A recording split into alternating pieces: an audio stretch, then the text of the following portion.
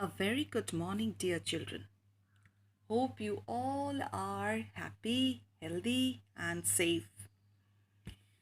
Please study hard, help your parents, help your mother in her cooking, in household work, plant some seeds, and you will love seeing it germinate. Today we are here to just revise the poem God Save the Beetle. Hope you remember the poem. Do you all remember? I'm sure you do. So who has written the poem? Who is the poet of the poem? Ruskin Bond is the poet. Okay. Now what was the basic idea of the poem? In this poem, what happened was a beetle kept on entering the room of the poet, and the beetle was unable to understand the direction and moving here and there, and finally it used to fall into the pot where the goldfish was there. Okay, and then the poet was actually afraid that the beetle might get drowned and might die. So what did the poet do? The poet had already taken the beetle twice and left it in the garden, where the poet feels is the right place for the beetle. But still the beetle sorry still the beetle keeps on entering the room and then hovers around the entire room, and finally plop. And where plop? Into the pot of the goldfish. Okay, so let us just recapitulate it once again. In this poem, the narrator is worried about a beetle. In the first line itself, he asks for God's help. How he asks for God's help? You remember, he says, "Dear God, please give him some sense of direction." Okay. Why? Because he lacks that sense of direction, and rather than going into the garden, it again and again enters the room of the poet. And not only that, and then again in the room, it always goes and falls into the pot of water. Clear? So in the first line itself, he asks for God's help. He wants God to give him some sense of direction to the insect, because the insect keeps flying in through the open window. However, that is not the only problem. The narrator's main concern is that the beetle will drown itself in the fishbowl. So the narrator is worried that the beetle might fall into the fishbowl. The insect has already fallen into the bowl twice. So already twice the insect has fallen into the bowl, and the poet has taken it out from the bowl and had left it in the garden. Each time he had pulled it out of the water and left him in the garden.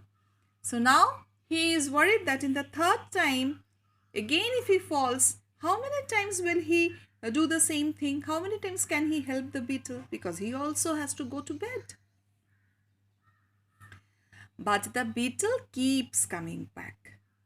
As the speaker is getting ready to go to bed, he observes that the beetle has flown into his room yet again and is swimming in the fishbowl. So after saving its life for two times, again the third time it has entered the room and it has already fallen into the, it might fall into the water of the pot in which the goldfish was there. And the poet was getting ready to go to bed. If it again fell into the fish bowl, then who will save it? He informs the readers that the insect is looking quite tired. So third time when he sees the insect, it is already in the fish bowl. And what is it doing? It's swimming round and round and round in the fish bowl. And by this action, the beetle is already very tired. Since the speaker is going to fall asleep soon, there is very little he can do to help the insect. So now the third time when he finds that the beetle is already third time in the pot of the fish bowl, then he thinks that if he goes to bed, then what will happen to the insect? Moreover, what happens? The goldfish also gets nervous to see the beetle in the water because it is the house of the goldfish. The beetle is an unwanted intruder over there. So it also gets nervous. It is now up to God to make the beetle behave in a more sensible way. So he is asking God to give him a sense of direction and give him some sense to behave in a sensible way so that it does not enter the room and it finally does not fall into the goldfish pot. It goes to the garden where is its actual place so that he doesn't disturb the goldfish or drown himself. Clear? So there are two themes in this poem. One is the compassion. Where is the speaker showing his compassion? The speaker's kind act of rescuing the beetle and his prayer to God to help the beetle shows that he is full of compassion.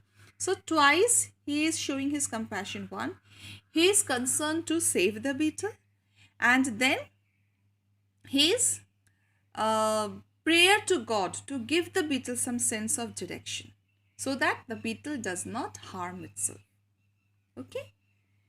Humor. Do you think that an insect can get a sense of direction? No, right? So here lies the sense of humor. The humor of the poem lies in the beetle's senseless act of falling into the goldfish bowl time and again, and speaker's prayer to God to bless him with some sense of direction. So these two are the points where the poet highlights the sense of direction. Okay. Figure of speech. I have explained to you what is a figure of speech. A figure of speech or rhetorical figure is an intention deviation from ordinary language chosen to produce a rhetorical effect. So children, you might be given to define the figure of speech. So please learn this definition of figure of speech. Okay. What is a figure of speech? A figure of speech is an intentional deviation from the ordinary language chosen to produce a rhetorical effect. Okay. Intentionally the poet deviates from the ordinary language, uses some special language to give a special effect to the poem, an ornamental effect to the poem, a fancy effect to the poem, okay, to produce a rhetorical effect. So learn this definition of figure of speech. And which figure of speech is being used in this poem? In this poem, the figure of speech that is being used is onomatopoeia. Okay. Now, what is onomatopoeia? I told you okay, let us first see here. It is the process of creating a word that phonetically imitates, resembles, or suggests the sound that it describes. Okay. So onomatopoeia is the sound or the process of creating a word that imitates the sound that it describes. Okay, children, again I will request you to please learn the definition of onomatopoeia.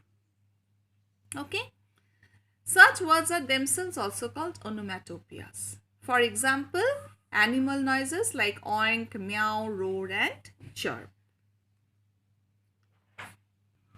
So in this poem, where do we find the onomatopoeia? So if we give a question that give examples from this poem, where do you find onomatopoeia? So which are the two words which find onomatopoeia? One is zoom, that is the beetle makes the sound of zoom while it flies in the room, and second was plop, how it falls into the water, plop, by making the noise of plop.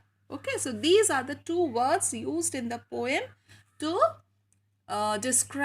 give an example of an onomatopoeia. One is zooming, another is plop. So zoom is similar to the noise of an engine or motor vehicle. Plop is similar to the sound of something falling into water. So children, please learn the definition of literary device or figure of speech. Second, definition of onomatopoeia with examples. And which are the onomatopoeias in this particular poem, then please learn those two also. So finally we come to the word meanings. Children, please learn the word meanings. Complaining, expressing dissatisfaction, beetle and insect, sense a faculty by which the body perceives an external stimulus. Goldfish, a kind of fish. Bowl, a round deep dish. Drowning, dying through submersion in and inhalation of water. Diving, activity of swimming. So please learn the meanings of the poem. Clear? Thank you, children.